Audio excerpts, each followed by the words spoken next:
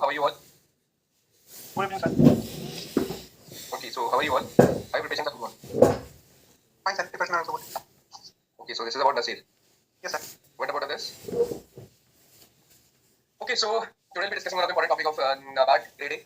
Okay, this is a fixed topic from this topic every time they are asking one or two question. Okay, this is a very fixed type of question. Definitely they will ask the type of question, and there are only two type of question they can be asked from this topic. Every year they are asking any one type of question from this particular topic. If you will go to the previous year paper specifically for the year 2024, then you will get to know they have asked this question, asked one question from this topic, and prior to this in 2023, 22, and 21, every year they are asking one question from this. Why it is important? It is given in the syllabus of NABARD. Okay, so based on these photos, can you tell me what you want, what you are understanding, and what you are basically watching? What is this? You have to identify this. I'm giving number 1, 2, 3. Identify as much as you can. Okay, 5, 6, and 7.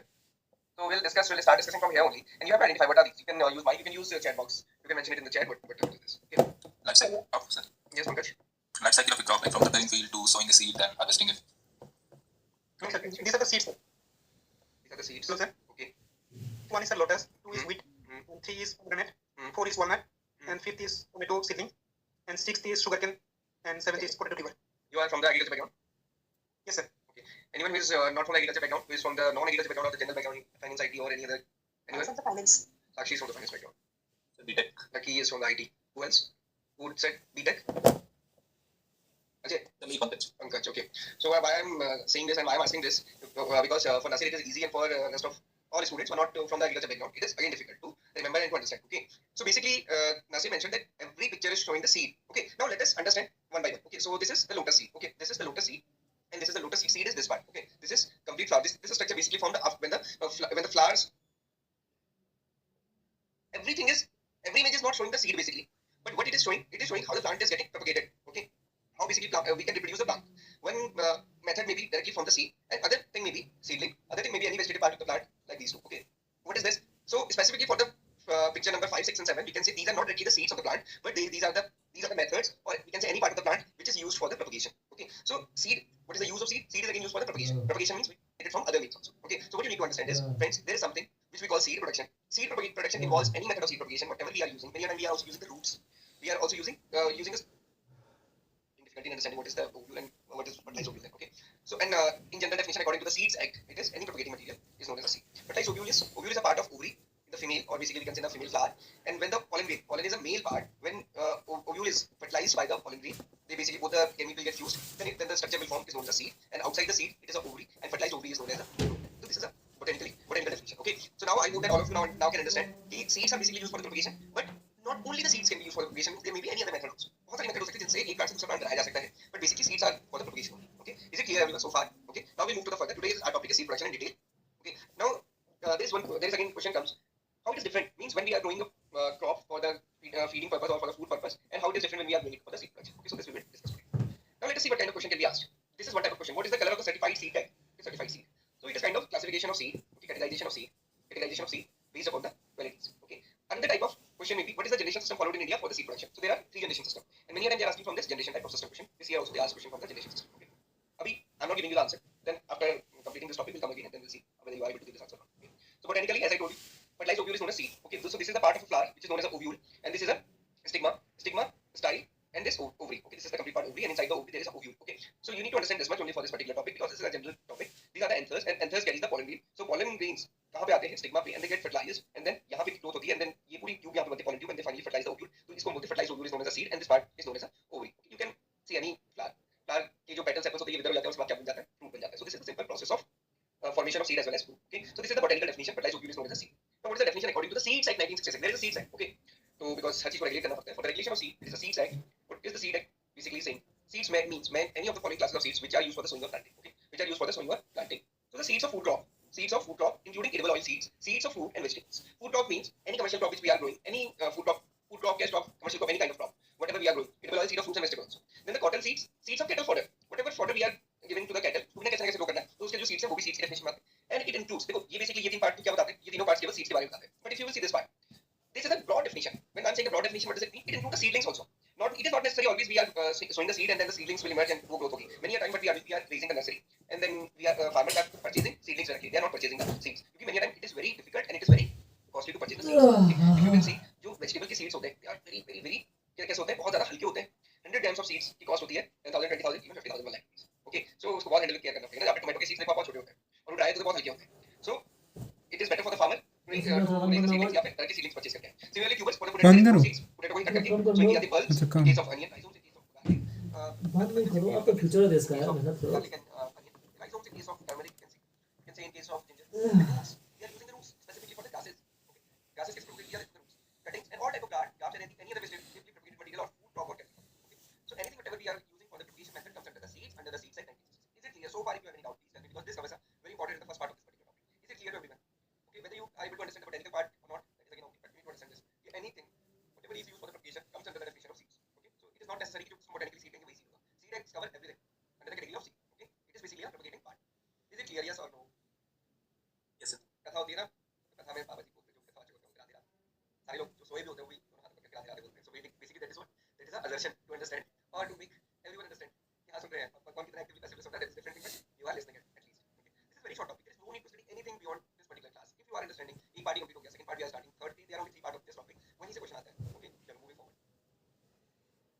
Then there is seed production as a seed generation system of seed. Okay, and he will tell you if you will watch any video related to seed production or what. So हम ये कहते सुनते हैं there are types of seed. Okay, so teacher might be telling this there are types of seed and there are 3 types of seed in India. There is seed foundation seed, certified seed, which is a wrong method to study. Okay, can I say there are 3 types of men? One is Dadaji type, another is Papaji type, the third is Betaji type. Make any sense? You tell me. क्या मैं ऐसा कह सकता हूँ कि 3 type के लड़के होते हैं, एक दादाजी टाइप होते हैं, एक पिताजी टाइप होते हैं, एक पिताजी टाइप होते हैं? Can I say this? Is it making any sense? Yes or no? No ना, कि मैं ऐसा बोलूँगा 3 टाइप के लड़के होते हैं, या मैं कहूँ मेरे घर में 3 टाइप के लड़के हैं, मेरे दादाजी, मेरे पिताजी, एक मैं हूँ. Will it make any sense? There will be no sense of this. So you need to understand. The same is here. There are no types of seed. These are not the types of seed. These are the generation of seed. Okay. Generation of seed. What does it mean? Generation of seed basically means we are sowing the seed. We are getting the seed grain जो भी हमें मिल रहा है ना, हमने एक grain sow किया और हमें 20 grains मिल जाते हैं. This is the simply multiplication ratio of wheat. ये grain भी हो सकता है if you are consuming and if you are using it for the seed purpose, वो seed होगा. Basically life cycle will be same. अभी गेहूं का चाहे बीज बनाना चाहे खाना है उसको sowing वैसे करनी पड़ेगी 2 years. कुछ चीजें different होती हैं. This is the first generation. If we are using it for again for the sowing purpose, और फिर से क्या बनेगा, हमें grain मिलेगा. So this will be the second generation. Again sowing करेंगे तो third generation. Generation one gives birth to another. दादाजी की वजह से पिताजी आया, पिताजी की वजह से पिताजी आया. So this is the generation system, not the types. Similarly, so is the case with the seeds. This is the generation system. Okay. So you need to understand. Overall, there are 5 generations of seed as classified by the international seed norms. But in India, we are following the 3 generation system. First generation is the breeder seed. Second generation is foundation seed. And the third generation is certified seed. Okay. In India, we are following these 3 generations. So you can remember like this. Breeder seed is Dadaji. Foundation seed is Fatherji. And this is Betaji. So this is generation. This is first generation, second generation, this is third generation. बाकी आप जो भी कहना चाहते हो, millennial, Gen Z, Gen, जो भी है, whatever. But you need to understand here for the seed. Breeder seed will give birth to the foundation seed. Foundation seed will give birth to the certified seed. But we can understand from here. Breeder seeds are the parents for the foundation seed. So foundation seed is the progeny of breeder seed. Same time, foundation seeds are the parent for the certified seed, and certified seed is the progeny of foundation. Is it clear? Is it clear सबको? This is the generation system. Breeder, then foundation, then certified. If you will remember like this, then it will be very easy to understand the rest of the part. This is the second part, then comes the third part. So quality याद करना बहुत आसान हो जाएगा if you understand the generation system. Okay, and if you are not understanding the generation system properly in a sequence, then it will be difficult. दादाजी को बाद में, पिताजी को बीच में, सेकंड में वर्ड मिलेगा. So we need to understand पहले कौन है, उसके बाद कौन है, उसके बाद कौन है. This is the proper way to remember the generation. Generation ऐसे याद करनी पड़ती है. हम ऐसे इंट्रोडक्शन देते हैं. Okay. Now you may have this question, sir, if we have only these 3 generation system, breeder, foundation, and certified, as you are saying, then why you have mentioned these two also, nucleus seed and registered seed. So basically what happens, seed is basically produce और अपनी इसमें नई variety release होती है, नया variety release करी तो उसका seed होगा. कोई variety release होती है तो having the handful of seeds, new handful of the seeds, because उसमें research भी बहुत small area पे. And now जो breeder है, जिसमें वो variety नहीं, उसमें कम ही seed होगा. So ये generation system ही इसीलिए की जाती है so that we can amplify, we can multiply the seed. Okay, just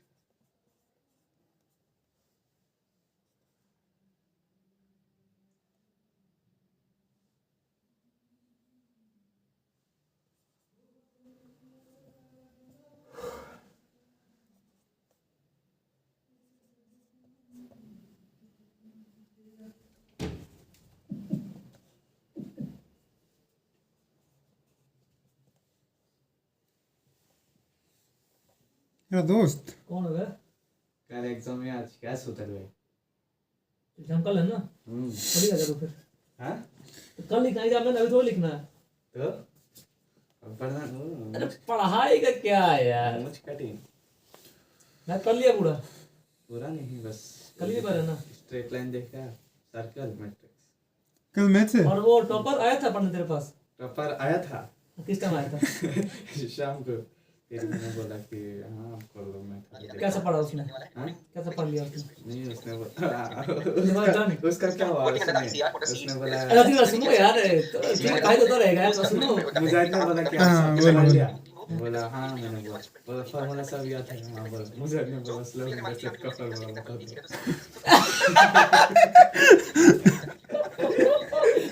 अरे यार इतना मेरे से नहीं करना चाहिए.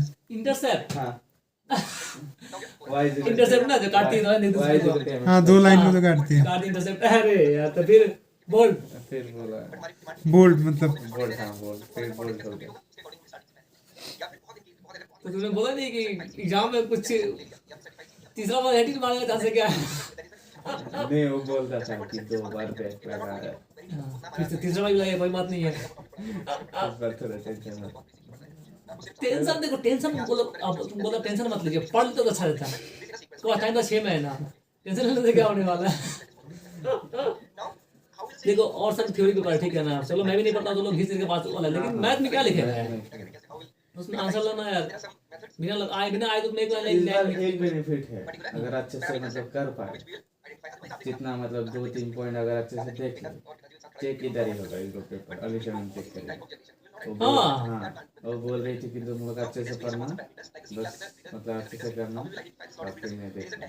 ओ फिर सब पास है फिर तो सब पास समझे फिर सब पास फिर सब पास है ये स्कैम चल रहा है और कुछ नहीं है चलो अच्छा है उसमें बच्चा इसी बारे बंदा पास हो जाएगा रियली में वरना मैथ निकालना बहुत मुश्किल है हाँ, मैं तो खासा इससे कमजोर इसका तो कहना ही नहीं है सर्टिफाइड मतलब बेसिक भी उतना नहीं होता उसको, मतलब प्लस माइनस क्या झूठ बोल रहा है तू यार टॉपर को नहीं यार किसको आएगा यार झूठ बोल रहा नहीं गलत बात है मैं ये बात नहीं मान सकता यार वो टॉपर तो कैसे यार आप लोग ही डिसाइड करोगे। सेकंड रैंक समझ रहा क्लास में कितनी बड़ी बात है यार समझ रहा चलो उसी से मुझे बात खत्म नहीं हो रहा ये वाला तेरा पेट खराब हो गया बात उसी वाला खत्म करते करते अभी तक सेकंड रैंक क्लास में और ये हाल हाँ ये अच्छा हाँ ये बात सही बोला उसने क्लियर नहीं बोला ना ऊपर या नीचे से क्या उसने बोला था कि मेरा सेकंड रैंक है क्लास में पता ना सीधा क्या बोला जेन्युइन को उसने क्या बोला कि मतलब मैं पढ़ने में ठीक ठाक हूँ मेरा क्लास में सेकंड रैंक है अच्छा फर्स्ट रैंक किसका है फिर फर्स्ट रैंक किसी का भी हो फर्स्ट रैंक तो बोला ना सेकंड रैंक क्लास में अगर हाथ लगे सिला मैंने एक दिन आमा का सही से कि मैं मैथ सीख करनी है पर एक को ऐसे हिंदी में बोल रहा है मतलब उसको ही बोल रहा कि एक दिन मेरे पास आया था तो सीखने के लिए कि कुछ लेने के लिए, फिर मैंने बोला कि आपका बाकी मार्क्स कैसा है, बोला काफी अच्छा है बस मैथ में लगा फिलहाल में यार बैग वाला तो एक कैसे मिले तो समझ से बाहर नजर भाई ये बैग वाला भाई ये बताओ ये कौन सा लॉजिक मिल गया यार ये रैंक का क्राइटेरिया कुछ अलग है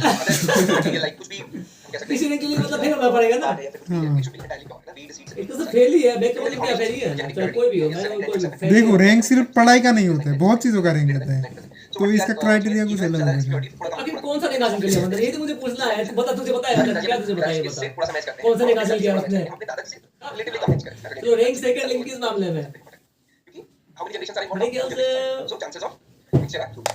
कौन सा रैंक उसने हासिल किया समझ से बाहर है ना पढ़ाई किया है ना कोई एक्टिविटी में आता पार्टिसिपेट किया बंदे ने फिर किया क्या क्या है आपका आईटीआर इंटेलेक्चुअल प्रॉपर्टी राइट्स कल दो में स्टार्ट फिर मुझे लगता है ना कि क्लास में होगा चेक को निकाल देगा सबको निकाल देगा क्योंकि बहुत बेकार है। यहाँ लेकिन यहाँ से होने का मतलब वो ये निकाल देगा लेकिन हाँ होता ना पेपर बदला गया हम लोग का फोर्थ सेमेस्टर में तो यही एग्जाम हुआ था ठीक है ना मैंने एग्जाम दिया था उसमें फेल हुआ था नहीं अभी तो बस उसका फेल हुआ मतलब फर्स्ट सेमेस्टर को फेल कर दिया यहाँ भी चेक होने का मतलब ये नहीं बंदा पास हो जाएगा ये भी प्लीज थोड़ा बहुत मैनेज कर देगा ये बात है कुछ नहीं लिखोगे तो थोड़ी ना पास होगे। ऐसा है कि आपका एक मैथ चलो जैसे कि बाहर चेक होने लगा आंसर रॉन्ग हुआ मेथड करेक्ट हुआ तो पूरा काट देगा। इधर ऐसा हो सकता है कि मेथड करेक्ट कुछ तो मार्क्स देगा वैसे करके आगे पास जो मैम का अच्छा इससे बनता होगा ना मैम का उसको मैं निकाल दूंगा उसने मुझे पूरा 3-4 बार बोला मैंने बोला इसमें देखना वो बोला तुम टेंशन नहीं मतलब बाकी सब नहीं संभालूंगा तुम बस पेपर में कैसा लिखना होगा उसके बाद उसका पेटेंट है क्योंकि कुछ लड़का है जो कि अच्छा बनता है जैसे हिमांशु है और तुम्हें का है तुम्हें का अच्छा से बनता है मैं जैसे निकाल देंगे वो लोग को certified is the basic based on the certified and based on the you tech you can understand this is the large चलो generation को पर्सनालिटी है इस बार निकालना ना वरना फिर इस बार अगर रह गया तो फिर but for the truthfully level seed there is दिक्कत nothing is तो भूल जाना फिर truthfully level seed is यहाँ पे क्या होता है you can select क्योंकि ये but golden you have chance label है its parameters इसका generation percentage कितना है इसकी physical कितनी है इसकी genetic purity कितनी है इसमें क्या validity ये सब कुछ mention है तो you मतलब any seed company so seed company तो फाइंड के करना जो होगा साइकिल ना लिख देती है so फिर तो अगर एप्लीकेशन में जो DPI वाला फॉर्म उसका अलग बनना पड़ेगा बट इनके अकॉर्डिंग जो भी आप मेंशन है you are saying the 50% then it should be 50%. अच्छा Means you are truly mentioning what are the feature of this seat. Okay, so these are the features. If you want to purchase, then purchase it. Otherwise, उसका मतलब 6 या 7 certified seat सौ is बेटा सारा कुछ पहले से पता है ये इसके फीचर्स में चाहे कोई भी काम का seat. Okay, so it's for a certified seat. Certification is voluntary. Quality guaranteed by the certification agency. Quality को ना ना ये बगैर तो ऐसा नहीं होता यार मतलब वो ऐसे फेक notified होगा times only. Notified होते हैं जो seats पता नहीं कौन नमूना एक से बड़ा होगा वो कोई बड़ी बात नहीं वो पता मुझे भी किसी बंदे ने कहा था एक बार कि मतलब ये सारे प्रॉब्लम होगा ना मुझे बोलना ना करवा दूंगा मतलब पास वो फेक है उसका बकवास है ट्रूथफुली लेवल क्या होता है यूनिवर्सिटी में बहुत अच्छा यूनिवर्सिटी है थोड़ा छोटा यूनिवर्सिटी है प्रोड्यूसिंग नहीं ऐसा applicable both notified and release दोनों भी हो सकता है ना कोई भी कर सकता है ना ये यूनिवर्सिटी है ना अलग बहुत अच्छा यूनिवर्सिटी है मतलब ऐसा कि कॉलेज से कुछ कर सकते हैं एग्जाम अलग से भी हाँ वो हो सकता है चलो ठीक है कि मैं टीचर को बता देंगे हम वो अलग वो तो चलेगा आज यहाँ पे चीट कर ले वो अलग एक मजेदार टीचर आया था मतलब कुछ नहीं अब देख के तो बस बोला कि हल्ला मार ऐसे करके सब लिखने लगा फिर मैंने सब लिखा फिर एक मुझे मतलब यूनेस्को का फुल मीनिंग हाफ मालूम था